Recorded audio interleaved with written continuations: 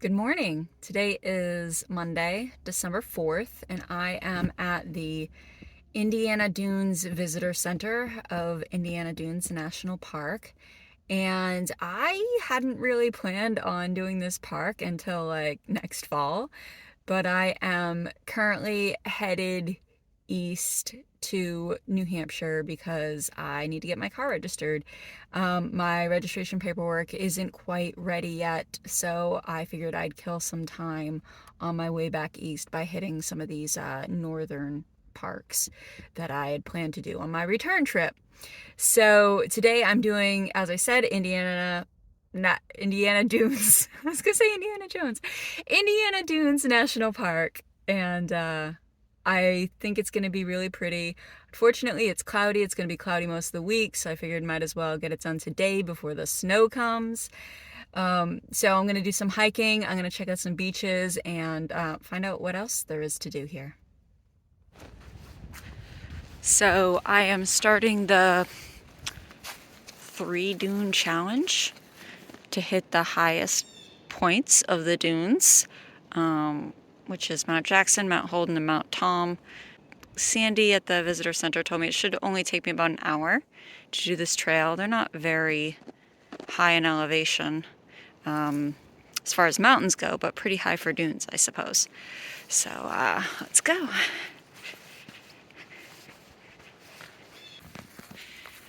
Well, this looks fun. Anybody who's ever listened to me on my running podcast talk about running on the beach, one of my least favorite things. So, yeah, I guess you can imagine how much I love hiking in sand as well. But it's very soft, so that's nice. I'm just getting to the top of Mount Jackson, elevation 176 feet. Certainly feels like more with all that sand. Oh, that's pretty.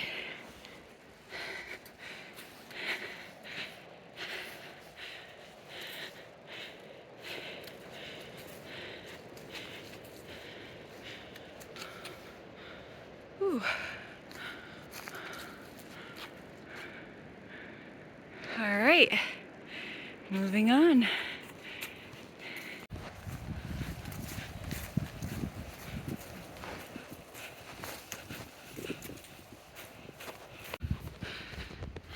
Now, climbing up to top of, I believe it's Mount Holden.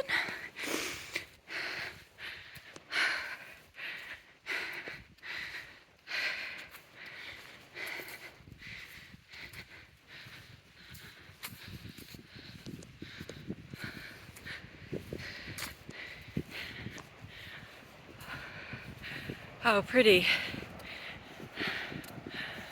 Yes, I do remember Sandy mentioning 102 stairs to the top.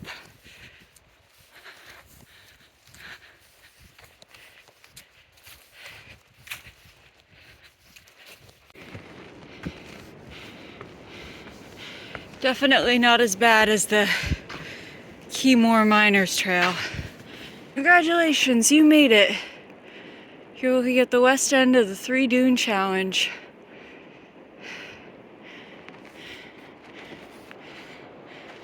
Mount Tom.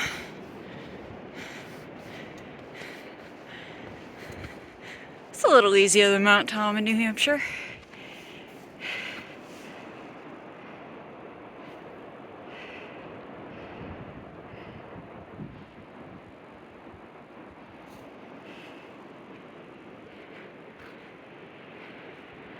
Alright, because I have a lot more to do today, I am not going to do the rest of those stairs. I did my dunes. I'm good. So I'm now on Trail 7, taking Trail 7 back to the car. It's very spooky.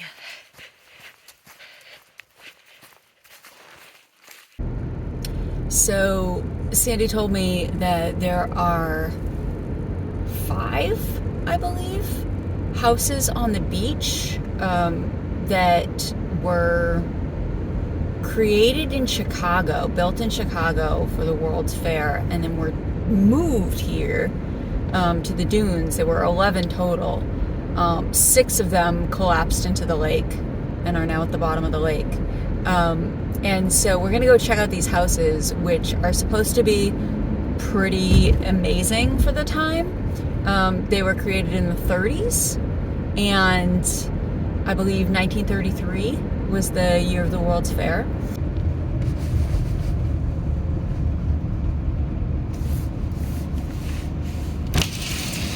I was told that they rent these houses out. The National Park owns the houses but leases them.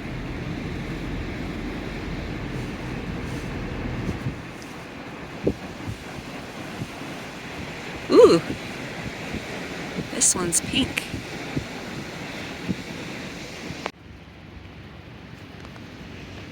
I would live in a pink house.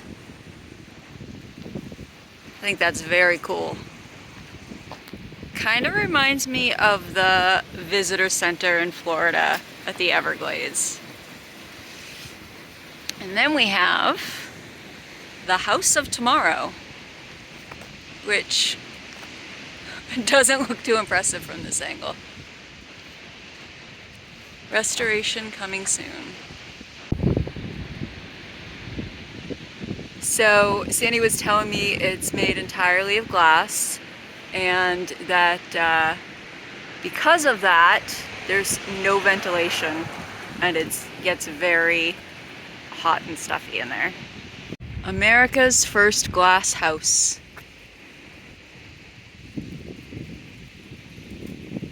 And this is the one with the airplane hangar at the bottom of it. This is the Armco Faro house.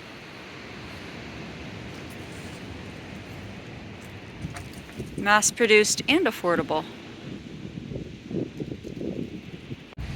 And then this is the last one. This is the Wood Eternal.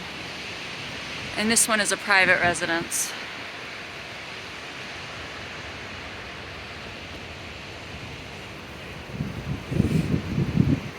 A showcase for Cyprus.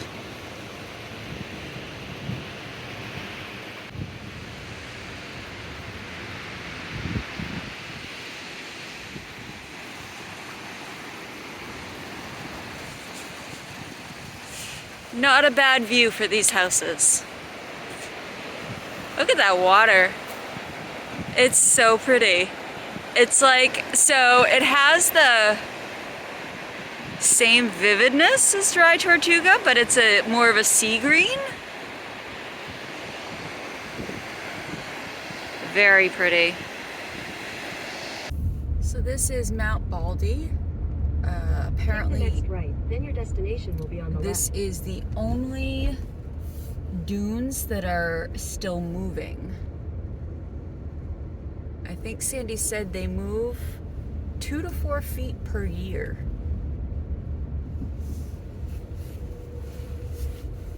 Your destination is on the left.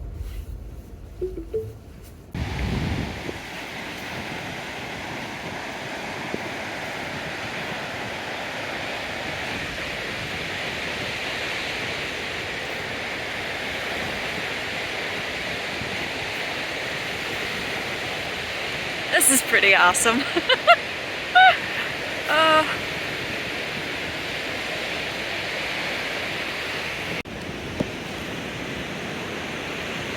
So that's where I came from, in that direction. These are the dunes that apparently they're moving. And of course, the beautiful beach, beautiful water. On this cold, gray December day. But man, isn't that gorgeous. Yes, yes it is.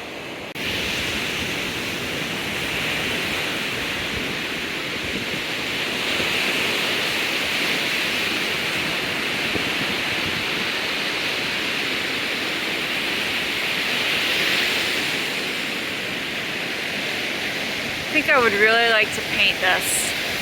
These colors are just so cool.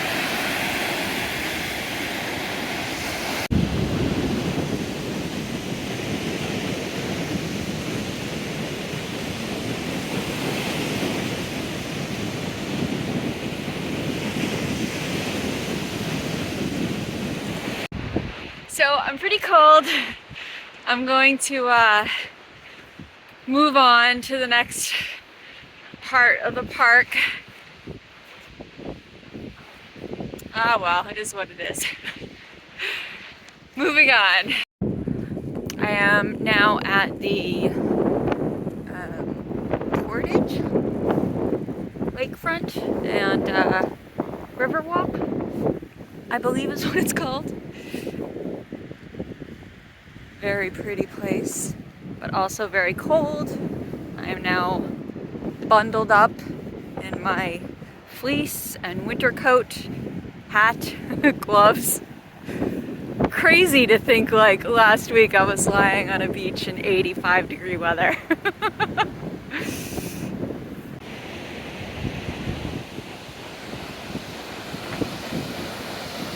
So that's Lake Michigan. And I believe, if I'm not mistaken, over in the distance, Chicago. I am not going to Chicago. No interest.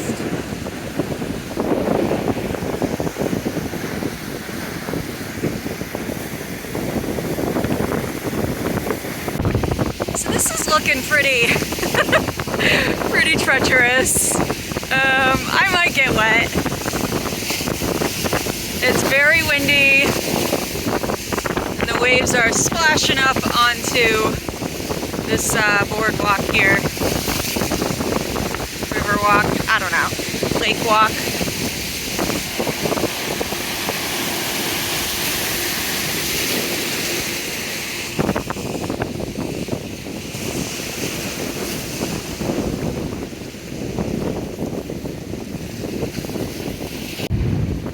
So it looks like this is about as far as I can go.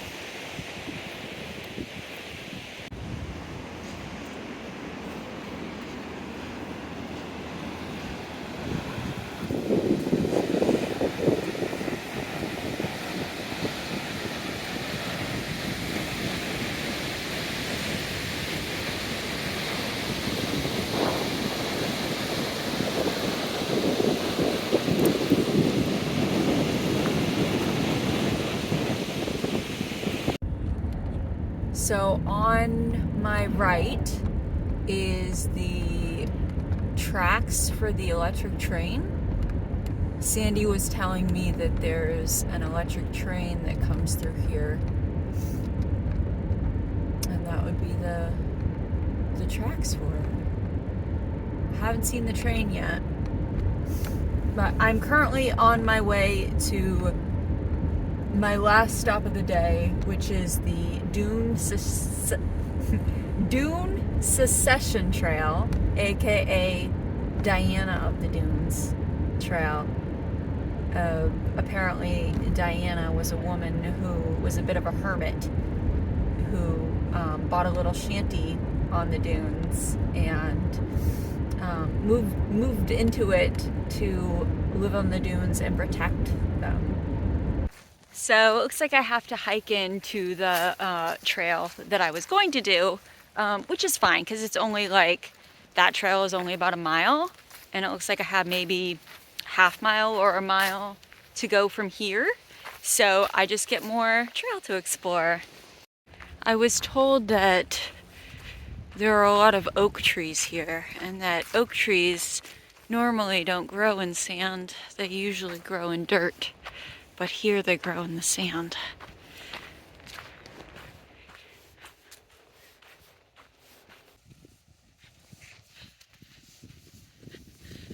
This is a really cool place. I was just thinking it's not quite as impressive as some of the other bigger parks, but it's a cool place and I never would have come here otherwise, so I'm glad it's here. I'm glad I'm here. All right, this big staircase is the start of the Dune Secession Trail.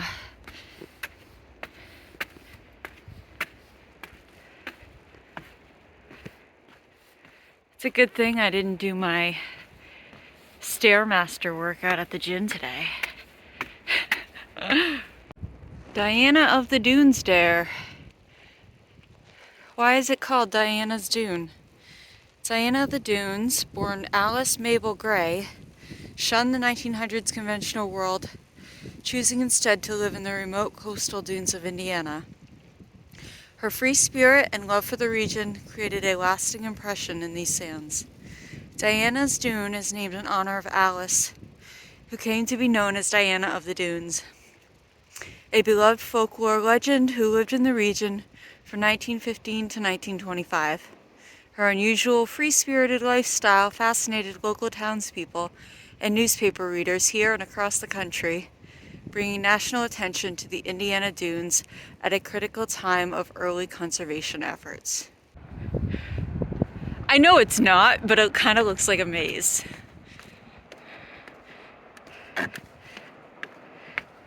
Also, this is gorgeous. This place is so cool. Being at the water was beautiful, but this is something else. Really glad I came here.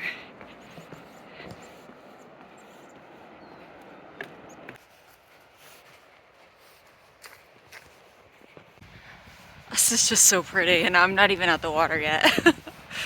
I love it here.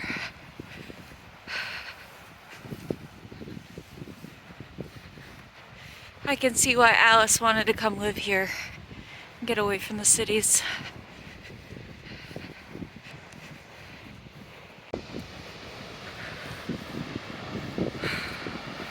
Wow.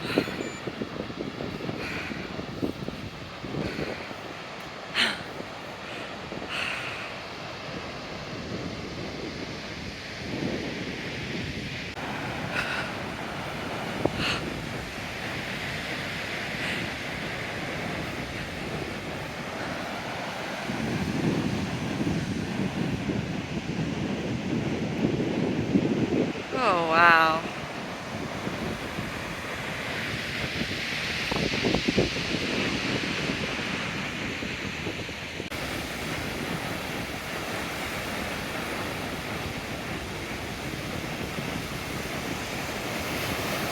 So, this is pretty awesome. You know, it's really hard to compete with dry tortugas, but as far as beaches in the north go, this is pretty spectacular. I'm really glad I did this. I am headed east still. My next stop will be Cuyahoga Valley National Park. Looks like there's gonna be some pretty nice hiking trails there. But yeah, that's it for Indiana Dunes National Park.